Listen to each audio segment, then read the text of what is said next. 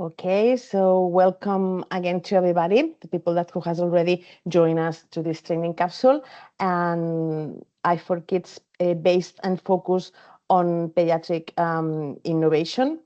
Was sharing my screen. I'm not sure that I'm already share it now. Okay. So, oh, good. Thank you, Paulina. Okay, so let's get started then. We're going to help this training capsule, which is Innovating with Children's Voices, play as a catalyst for a pediatric revolution. Just a few indications about that this training capsule is going to last more or less 45 minutes. It's going to be recorded and then available on our YouTube channel. And then we will ask you as well if you can just have your microphones muted during the session. But of course, we will be really happy to see your faces so you can activate your cameras to be with us. And you can use your chat for any request or question you may have during the whole session. And then at the end, we also will open just the microphone. So we will be happy as well just to answer any questions that you may have. So I want to just take advantage as well of this meeting just to highlight two reminders. We have the i4KIDS accreditation program already open registration. This is just for members and partners from the i4KIDS. The deadline it's 12th of April. So you have here your QR code that you can access all the information and then make us arrive your application. And then also would like to invite everybody to join us in Helsinki, Finland on the 18th of September. We will be on the Pediatric Innovation Day and the registration is open as well. So really happy if you just can come with us. And we will be updating soon details of the agenda, speakers and everything. So we are still working on that, but the registration is already open.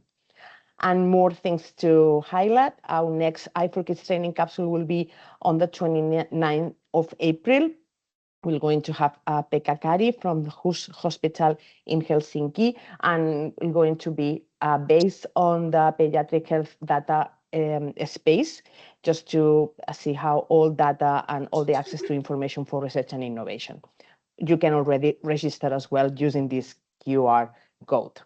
And so now it's time to introduce again Dr. Paulina Pérez-Duarte Mendiola, which is our guest today, and we are really happy to have her with us. She's a clinical pediatrician and medical anthropologist, and just welcome, Paulina. Thank you very much, and just the floor is yours, so you can introduce yourself and start with this interesting conversation. Thank you very much, and thank you for having me. And I know we've been planning this session for long, so I really hope that I deliver and that you guys enjoy, but most importantly, that you learn things that you can take away with you, so you can introduce that into your general practice, and also with all the interactions that you have with children beyond the healthcare settings and beyond wherever you are practicing or the type of discipline that you perform. I'm going to start by sharing a little bit about my journey and why I do what I do for a living. Many of you, if you have read my work or if you've seen any of my presentations, you might be familiar with this story. So apologies if you already heard it, and trigger alert because it's a little bit upsetting. But one of the main things that happened is that when I started my training as a as a medical student, a lot of the things that I really enjoyed was to work in rural settings. And one of the things that really fascinated me, and I was very curious, was how we communicate or we do not communicate with patients. But then when I became and started my training as a pediatrician, one particular patient really changed my approach to pediatrics. And I still call that moment a watershed moment in my career. It was a 12-year-old patient who had an accident. And because of this accident, he required a double amputation. And when I asked the family and the nurses if they explained to the child that he was getting a double amputation, they shook their heads saying no. And by that time, when my shift started, that patient was already taken to the operating theater. So I went to the operating theater and I asked the surgeon, although the patient was already asleep, I asked the surgeon directly, have you explained to the child that he's getting a double amputation? And his reply was, that is not my job nor my responsibility. And that experience really divided my career, because although I was always very curious on how children understand the hospital and how they live and how everything looks from the perspective, that really changed the way I approach children and the way I explain things to children. But if you fast forward in my journey, after many years working in Mexico as a pediatrician in private and public settings, teaching at the university, I decided to take all my questions and a lot of my frustrations of how we were not explaining things to children, and then came to the UK to do a master's. Now, when I started researching medical anthropology, my main question was, shall we tell the children they are dying? Do we explain to them? Can they understand their own mortality? So while I was doing that research, one of the things that kept coming to me was how play and imagination had a very important role in their understanding, in their meaning-making processes. So the more I read about illness, the more I read about dying, the more I was gravitating towards the use of play. And one of my colleagues told me, have you heard about health play specialists? So I was very curious about this person or this profession, because I've never heard of it. I don't know in your countries. I know there's people connecting from many places, and the health play professional or the health play specialist role has different names, but such as child-like specialist, child-like therapist, but I'm going to refer to this profession as health play specialist, as it is the name that it's used here in the UK, where I'm doing my research and I'm currently living. So for those who are unfamiliar with the role of health play specialist, you need to know, this is the very basics that Kat Hubbock described in her book, is that they impart information, they provide emotional support, and also they normalize the presence of play in the hospital. And this is like the general idea.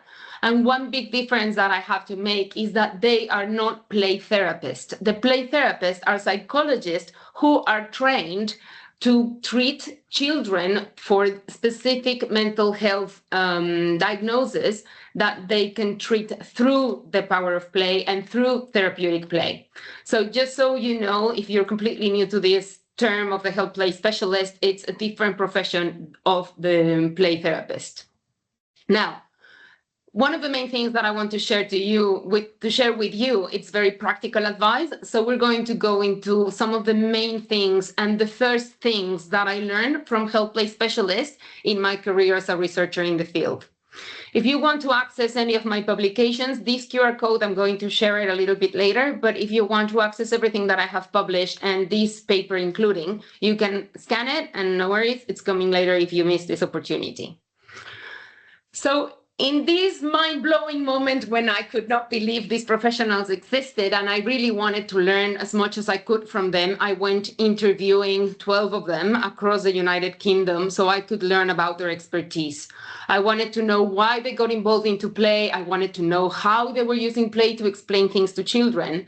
But with my Latin American and like my we don't have resources mindset, I wanted really to learn how could we apply that in our daily interactions. So just to bring you into the world of play in hospital, the examples of the props and how they use materials to explain things to children, these are some of the examples, and then I'm going to teach you how you can use their knowledge, because we're not going to have time to get cotton reels and to make a spine to explain how spine surgery works, although it's very powerful. As clinicians and working in hospitals, we don't have that time. One of the other things that I've learned from the play specialists is that some of them manage to find little white coats so they can take the children into the lab so they can follow up with their blood. So when they have a blood test, then they can go and see what happened to their blood and try to understand the logic between getting a needle and then getting a diagnosis. This is a beautiful example that it is trying to explain leukemia to children or different illnesses related to blood, where they use washing up liquid as plasma, then Skittles to represent the red cells, or whatever you want to call Skittles or M&Ms or whatever you have in your country, the tiny marshmallows that represent the white blood cells, and salt that will represent the platelets, which I cannot pronounce. And doing this with the children, one of the main things trying to explain how chemotherapy works is throwing glitter into the mix. So children can see how glitter really adds and it gets attached to all the soup, and it cannot differentiate between the marshmallows and between the Skittles and the different components, and trying to visualize how chemotherapy and the cancer treatment works. There's plenty of examples, such as kids who have been lied to or not told anything about having a line, and then the play specialist going with them and placing a catheter or a line into a teddy bear.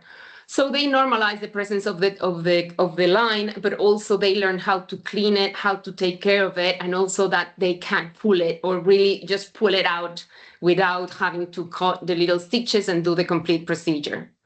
So in general, one of the things that I started learning and I wanted to share with you today is that this use of specialized play is allowing children to express what they are going through and their emotions. This also allows us as adults to listen to their opinions and pay attention to what they have to say. And also, for example, this teddy bear gives them some sense of control of how they can take control of their own condition or whatever healthcare experience they are having at the moment. So I hope that with this, like very tangible examples, that I really now understand that you will not have the time to do it, and you will not be able to grab all these instruments to play with the children. I really want to share how we as clinicians or adults can apply it. But the way I present many times my research is how we apply it as adults, caregivers, whoever is interacting with a child. But I was invited to present my research for a summer camp of children with diabetes. So I flipped my research and I also taught this to the children and how they could use this for their own agency, for their own empowerment, and how they can approach their healthcare interactions. So today I'm going to be sharing both sides, us as adults and also the perspective of children of how can they apply this research. I have shared this in Semana Gym, that I'll explain what Semana Gym is later in case you're curious about my logos, and I'll explain how we're going to do this. Just some example, this is what I published in this research, is this 10 applicable advice from health play specialists. So I'm gonna go with number 1, which is that it is mandatory to get down to the physical level of the child.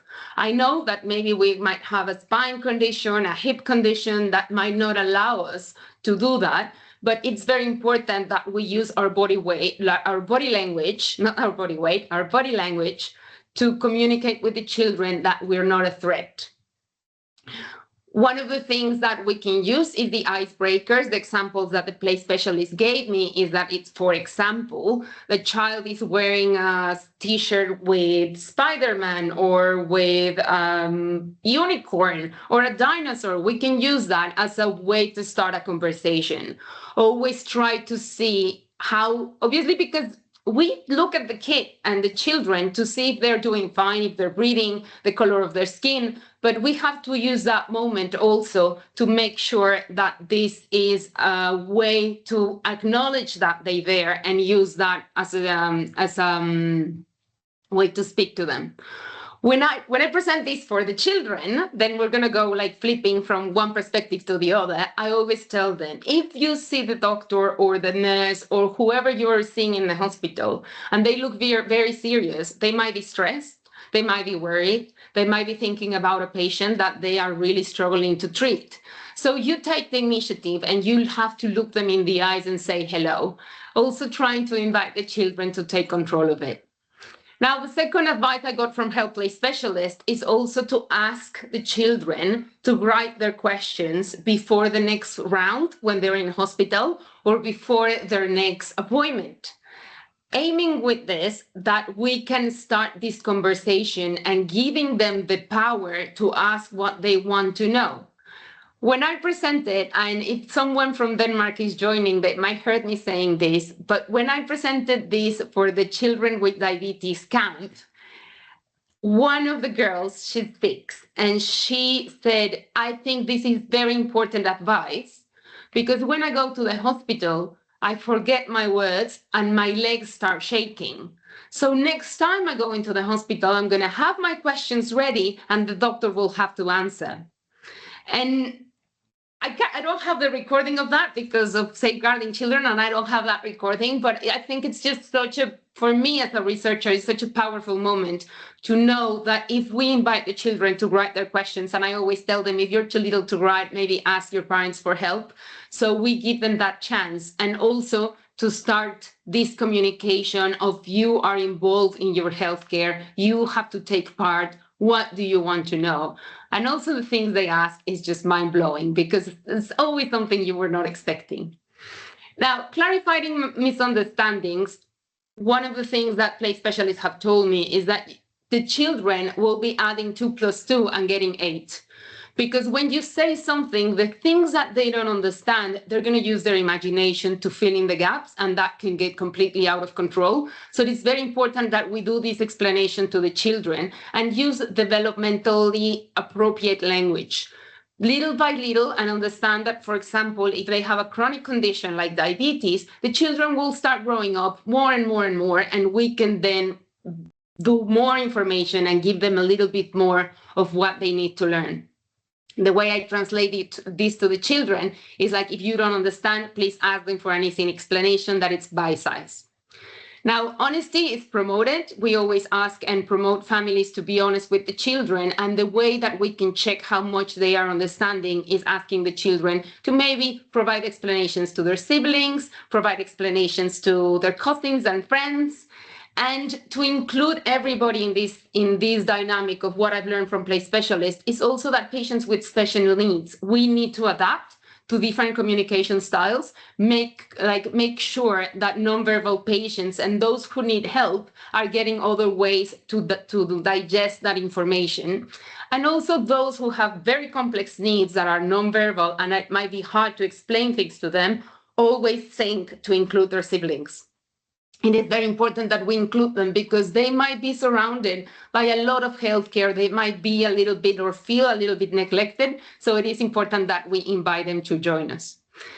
In terms of teenagers, young people, young adults, to invite them to take control of their healthcare and chronic conditions, we also want to invite them to take care of their appointments. They might not be ready to take care of their insulin or their medication, but if we invite them to take control of their appointments, they might be getting a little bit of the training that they have to develop to take care of their own health.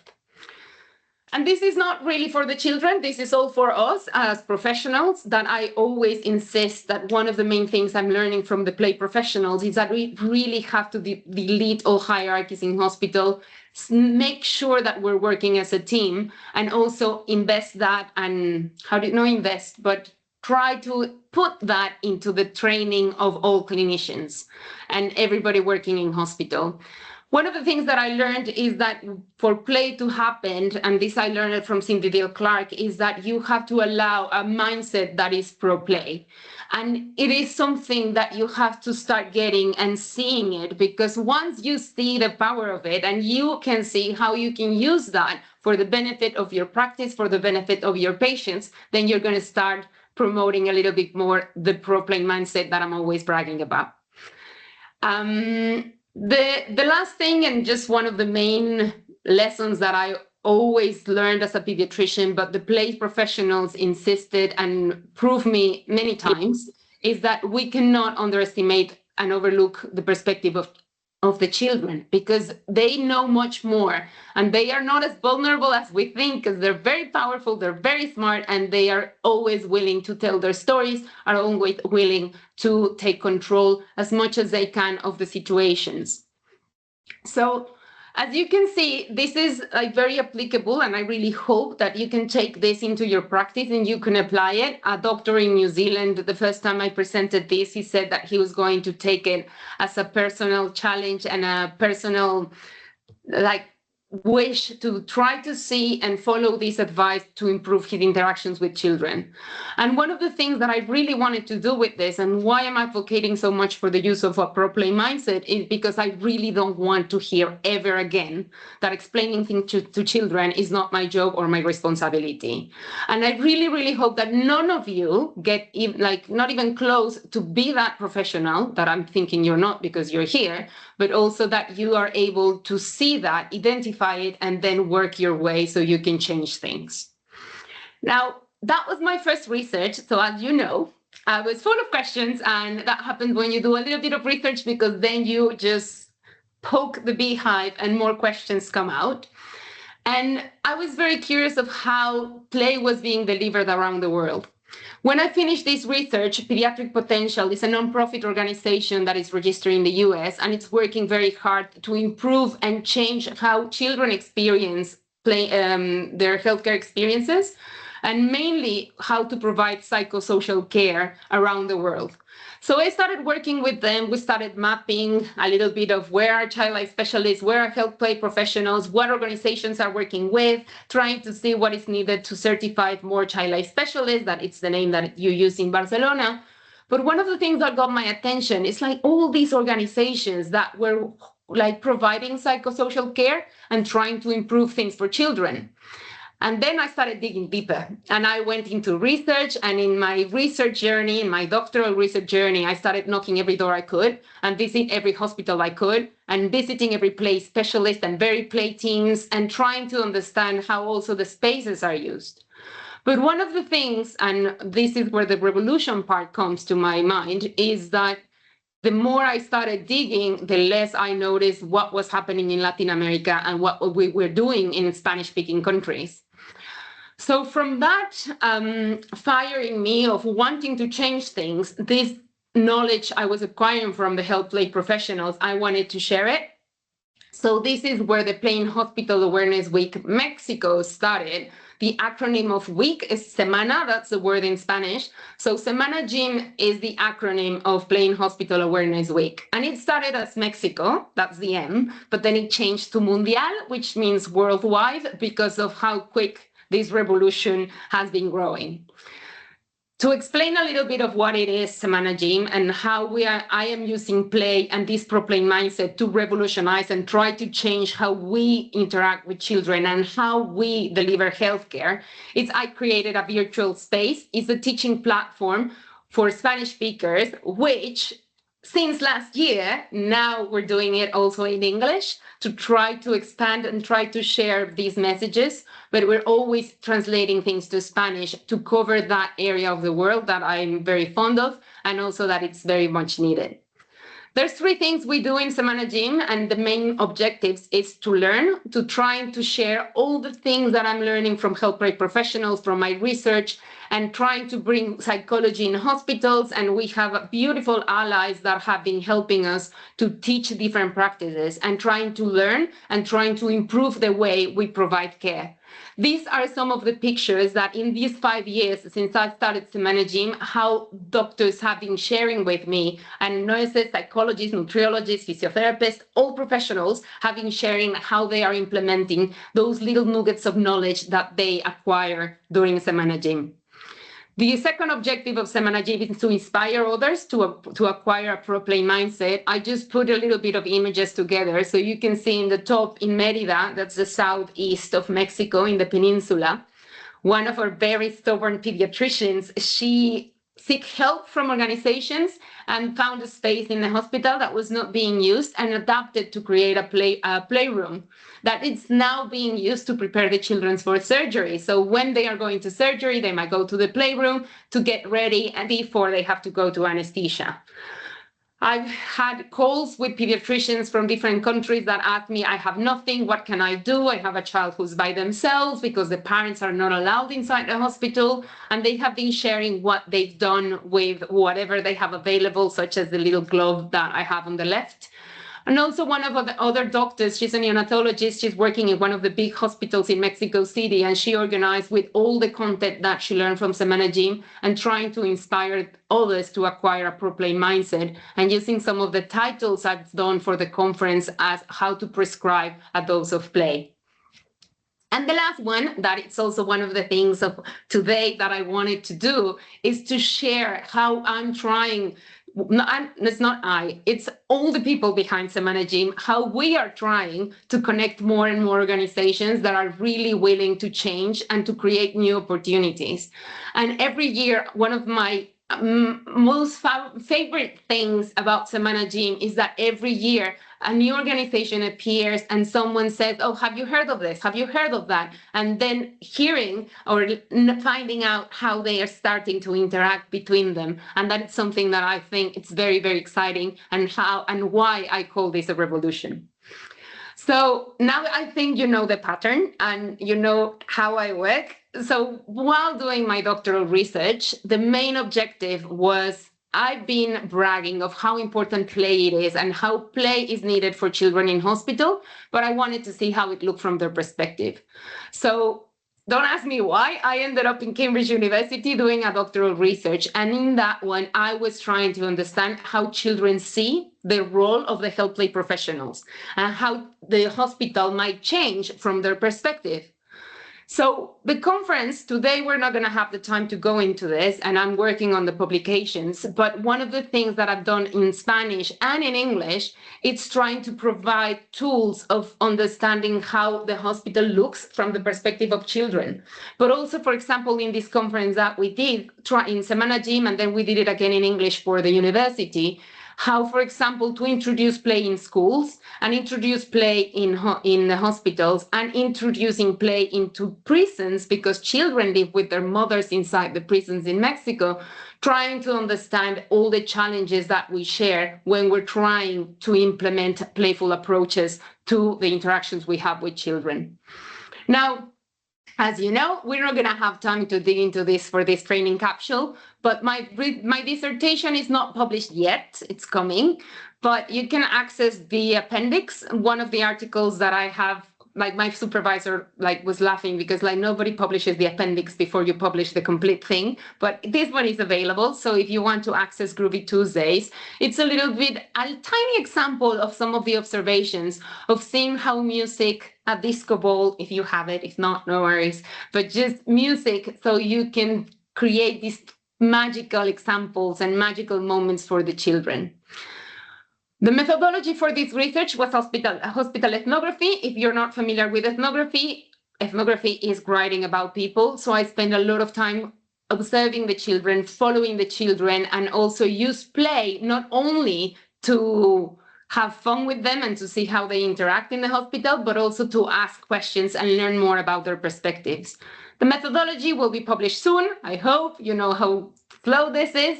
And one of the main things about ethnography is that the amount of data that you gather, imagine after 200 and something hours following the children around, writing what they do, how they react, what they say. It's just so much information that it's coming, working on it. Please be patient. Hopefully in spring, the book will come out. We're still working on the title. We're still working on the cover. But as soon as I have it ready, I'll be more than happy to share it, because this is how the hospital looks like from the perspective of children. But this is not how they just happen to. I think they see it like that. It's after a lot of research, so we can please step into the hospital from their perspective. So as you know, questions continue. And right now I'm working in a project that I'm not allowed to share yet, because this is not mine, this is a hospital work. And I'm exploring how children with autism and children with learning disabilities experience cancer care. It's the same methodology of following the children around and learning everything from them, from their families and from staff. But I'm trying to figure out how cancer care looks from the perspective of children who have this added diagnosis. And because of time, and because I know that I bombarded with a lot of information, and for sure now you're the ones that have questions, please just ask yourself if you have a pro-play mindset, and if not, please think what you're going to do about it. And thank you very much for having me. And I'll be more than happy to listen and answer to all your questions. I hope you take something valuable from today. For sure. Thank you very much, Paulina. It has been amazing just to see how you have been working during all these years. And while we get any question from our audience, I've got one question. You have already started this session talking about what was like the trigger that you said, okay, with that patient of 12 years old, that it's like that you said, this is not my job, no? Then you see like, no, something is wrong here. So I would like just to ask you like to the other side, in which cases do you have found and noticed that all this play mindset has already helped, and do you felt like the opposite way, that okay, let's go for this? If you have like any patients or any success case that you already have in your mind that working with play health specialists has really make a difference with the patients. What a beautiful example, because I love it, because we obviously tend to look into what was wrong and what we can change. And I love that you're just flipping the script with, let's just talk about what has been done properly. And I think it's very hard to choose. The play specialist, for me, have been really, really, really, I'm very lucky as a researcher to be able to be with the children and to be able to see how they interact with the children.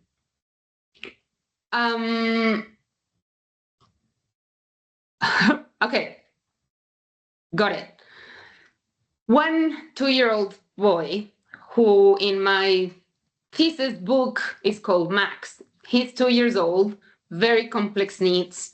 He has a lot of cables, devices, and things that have been attached to his body.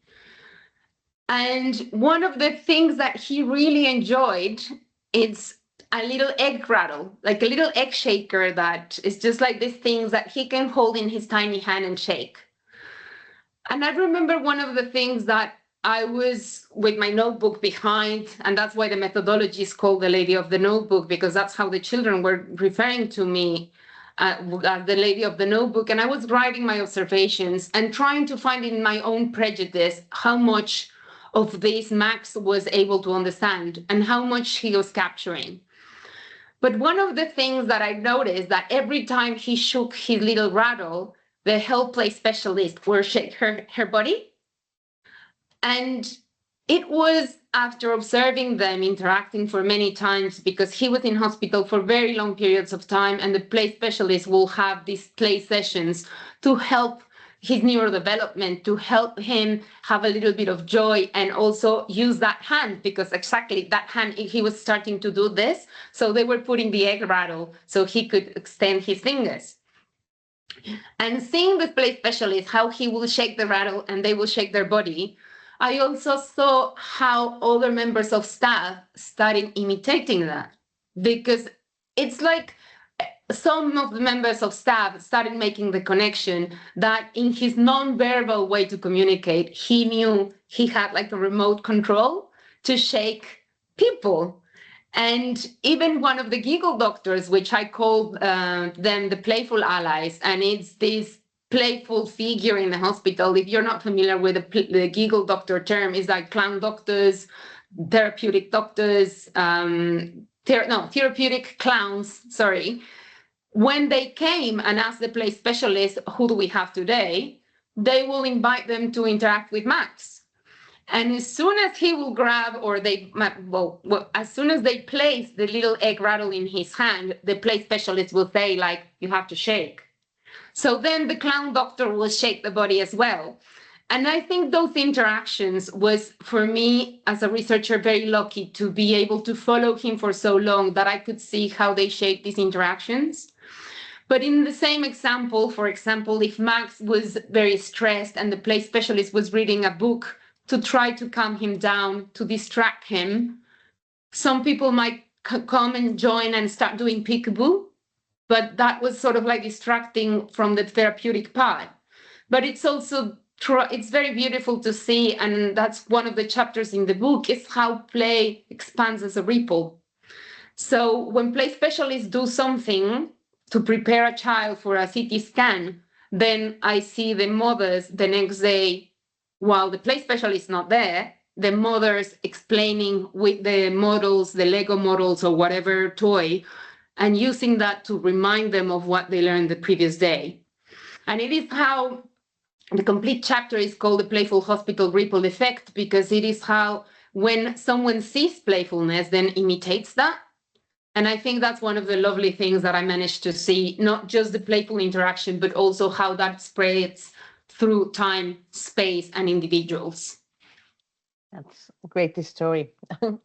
And why? Then I've got another question as well. So during your interviews also with doctors and nurses and the clinicians, which are like the main objections that they have, like why they don't have this pro play mindset, which are like the maybe like the, because I suppose that maybe sometimes they say, oh, I would love to be like this, but that's why I can't do it. So just to...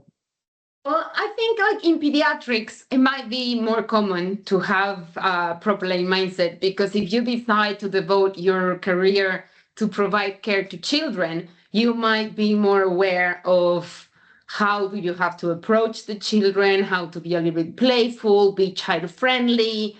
But I think there is a lot about taboo, and there's a lot about the serious image of the clinician that has to be very serious. And also it has a lot to do with personalities, because sometimes I cannot ask if you are really introverted, if you are shy, if you are quiet. I'm not asking you to put a red nose and then go with all your Play-Doh and your toys.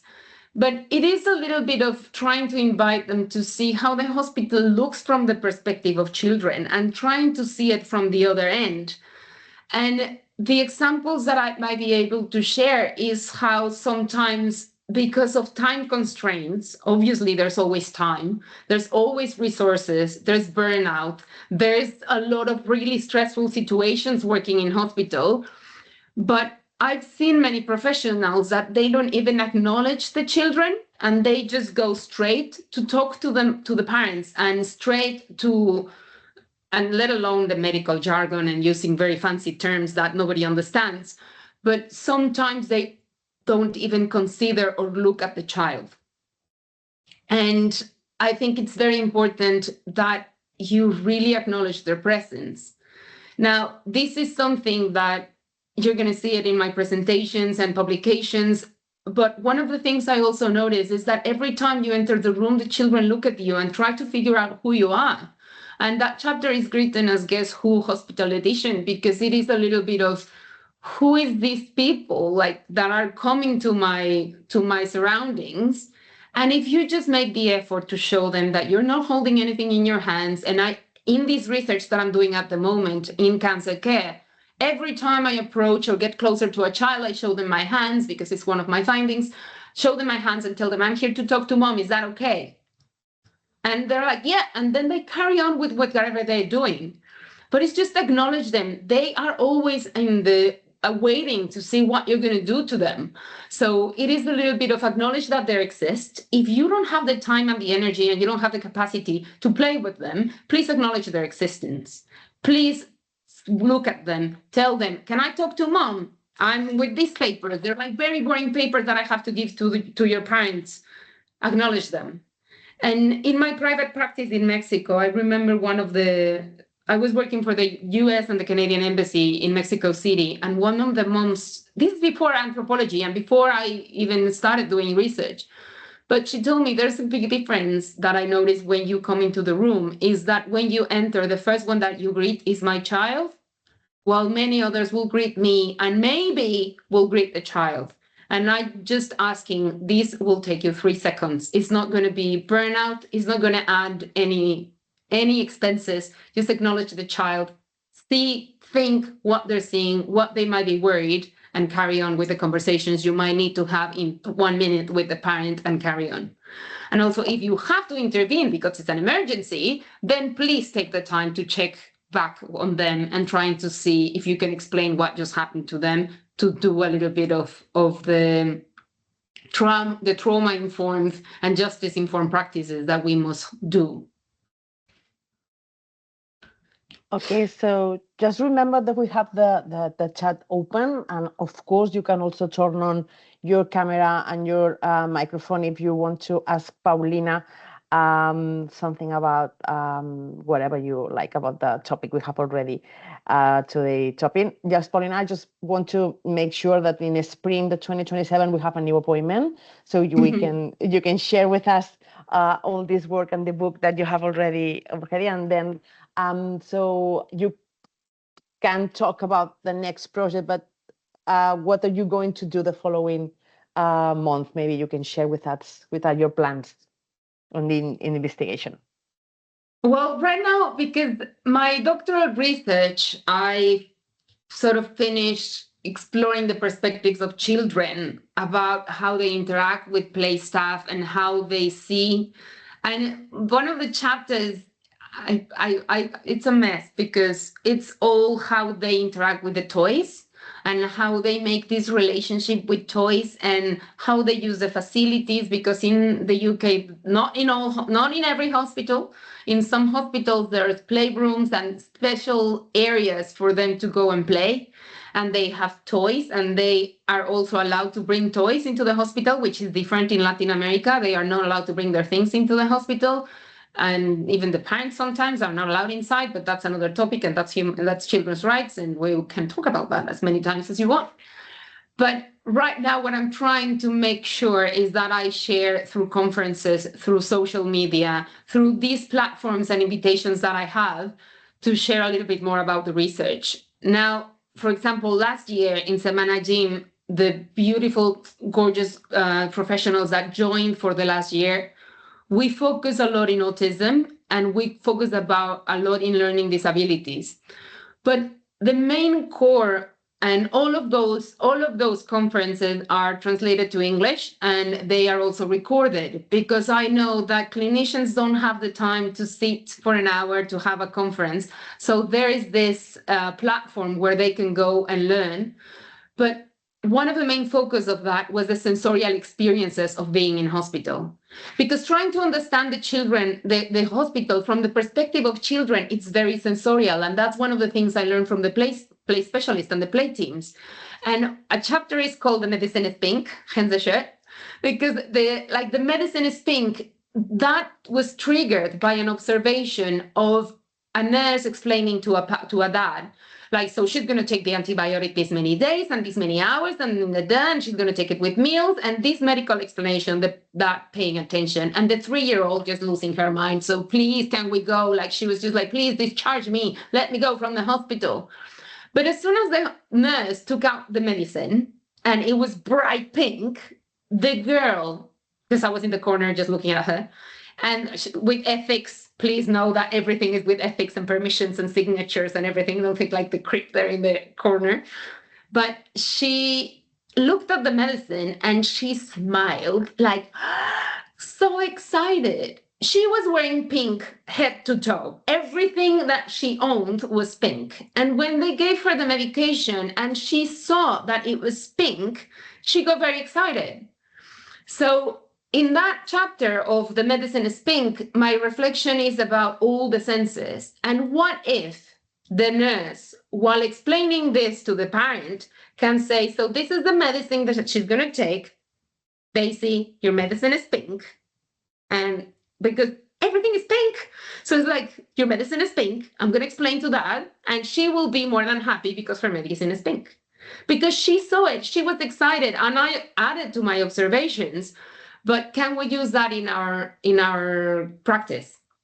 We, like your mom and me, and like your mom, you and me, the three of us, we're going together to the theater as in operating room.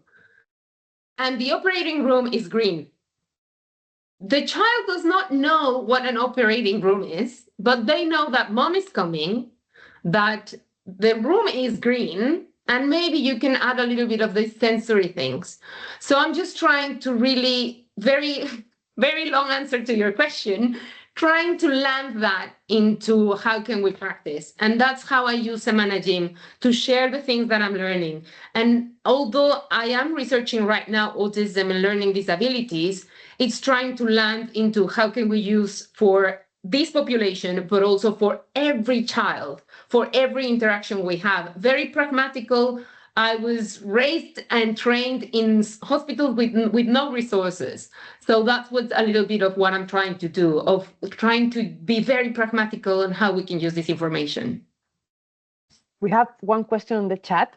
So thank you for sharing this very important and interesting topic. I'm interested of implementing these ideas to psychologists working children with special needs. So we have already talked a little bit about that.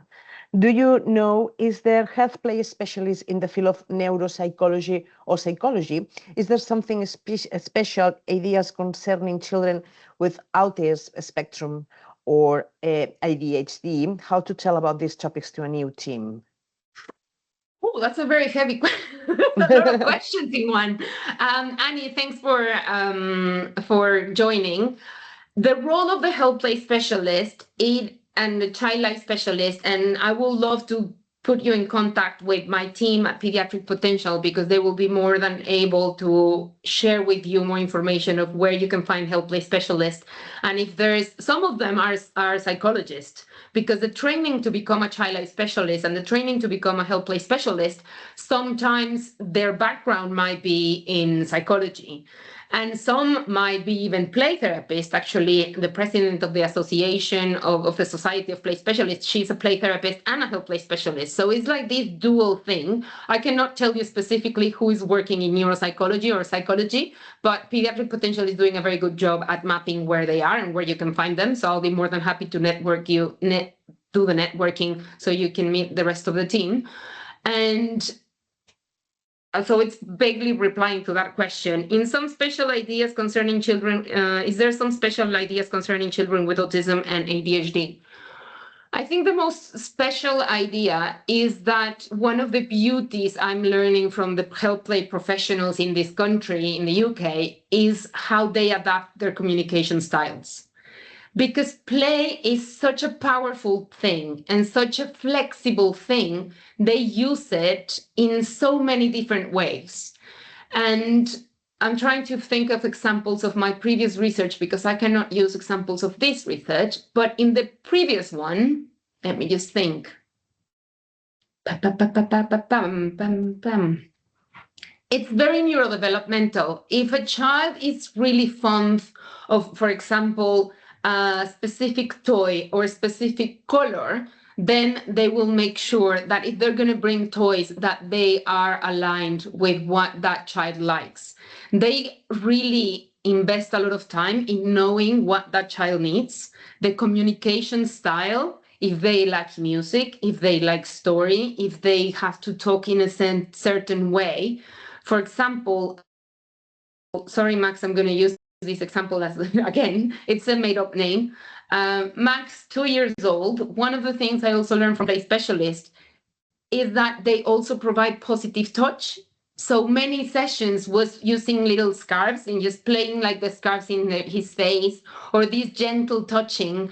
So Max could know that the members of staff will also touch him in a positive way. And it was not always the squeezing of the I don't know how to say that in English, the cuff. So the squeezing of the cuff of the ear, and like the ear checking or the temperature checking, that Max also started making the connection of sometimes it will be positive touch, what I will get from staff. And even if they were playing and there was something the nurses needed to check, like the temperature or the blood pressure, they will stop. So he would not associate their presence to something painful. So I think there's a lot of it. I'm reading and writing much more of it. If you want references, I'll be more than happy to share. And how to tell about these topics to a new team. Well, I'll be more than happy to do that. If you want to invite me, if you want to share, if you want to make them read something small, for example, the Groovy Tuesdays paper, not paper, it's a little article that I wrote. It's just these tiny stories that I really try to invite people into the room so they can see it and they can get inspired to do something. So if I can share some resources, tiny stories, everything I publish, I try to publish it as well in Spanish. But if you want, or if we can turn it into more languages, one of the things that I sacrifice as not being a clinician is I cannot interact with the children directly in my day-to-day basis, but I'm trying to get to them through all of you. So if my research can be learned by others and it can be applied in your practice, then I know I'm getting to the children indirectly and somehow, but it will make all the work and all the hard work that I put into my research to be worth it. So more than happy to stay in touch and share more resources. Thank you. Thank you very much. So we are almost on time, Paulina. I will just want to thank you a lot for this session. It has been so interesting. We and i4KIDS, we are really, really focusing in giving in innovation and also how the pediatric patient has to be in the center as the families. So I think that what you have already explained and your work and your investigation research, it's really aligned what i4KIDS we think about that how we have to treat children and the families. So I thank you very much for joining us today. Of course, to all the audience as well for this new i4KIDS training capsule. And we will be more than happy to follow you and your research. And as long as you have any results that you can share, please use i4KIDS as a speaker. We will be more than happy just to help to spread the word to everybody. So thank you very much, Paulina, and see you soon. And thank you to everybody. So we just close the i4KIDS training capsule here. Thank you. Thanks for having me, Patricia, and thank you everybody for joining. Thank you very much.